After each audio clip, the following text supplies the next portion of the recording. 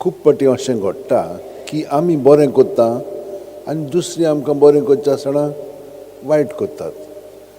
आमचेर आड कितें करूंक सोदतात, दुसऱ्यांक बरोबर घेवन हें सारकें करूंक ना म्हणटात, अशें आसता. आतां अशें आसलें म्हणटच मागीर आमी कितें करता, आनी करचो ना म्हणटा, करची ना म्हणटा, कित्याक हांवें बेश्टें मरोंक जाय. म्हज्या भयणीनो आनी भावनो, हें जाणो जावया. बरें कोण करता? आमी आयकलां जेजून सांगलेलें फकत देव बरो, आनी देव बरो पळय तो बरें सदांच करता. तर आमी कोण? देवाची भुरगीं. आनी कितें? जेजू म्हणजे आमचे सगळें जियेता. तर कोण बरें करता? हांव बरें करता की तो बरें करता? आतां हें जाणूंक जावंक जाय की तो आमचें सगळें बरें करता. तो तें आमी हांवें केलां म्हणूंक फावना, तें ताणें केलां. आनी तो तर करीत, ताणें आमकां आनीक कितें सांगलां जाणें? पावस सगळ्या मनशांचेर पडटा, तेच भाशेन वत, सुर्या सगळ्यांचेर, बऱ्या आनी वायटांचेर.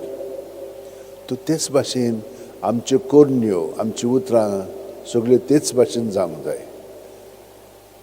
बऱ्यांक वायटांक सदांच बरें पळय तेच आमी दिवंक जाय.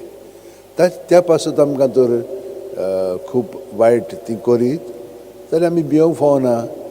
तें वायट करता तितलें जेजू सगळें धरूंक जाय. आनी जेजू आमकां घोटाय दितलो तांकां फुडो करच्याक, तांकां त्या प्रमाणे प्रतिसाद दिवच्याक, तांचे पासत आमचें जिवीत वाडोवच्याक. ही कृपा आमकां सगळ्यांक मेळिल्ली आसा.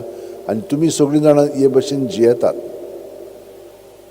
फुडें तुमी नकळो आसत, पूण आमी सगळीं जाणां दुसऱ्यां पासत आमचें जीव करचीत. पूण ही पळय चिंतना भावना आसा, हांव करची ना म्हणून बरें करता तें आमी करूंक फावना. तेंय जेजू सगळें धरूंक जाय, कित्याक तें आपलेपणांतलें उपजवलेलें आसा. तर आमी ह्या वेळार आमचे हात जोडया, दोळे बंद करया, जेजू कडेन मागया.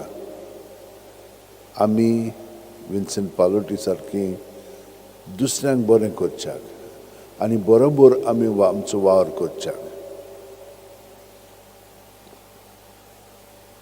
आनी सगळे आमी ह्या वेळार जेजूक ओपून आमची चिंतना, भावना, विनंत्यो जेजू सगळें दवरया. तो ते आमकां शांती पावयतलो आनी आमी अदीक आनी अदीक खुशालकायेन आमचें जिवीत सारतलें. आमेन.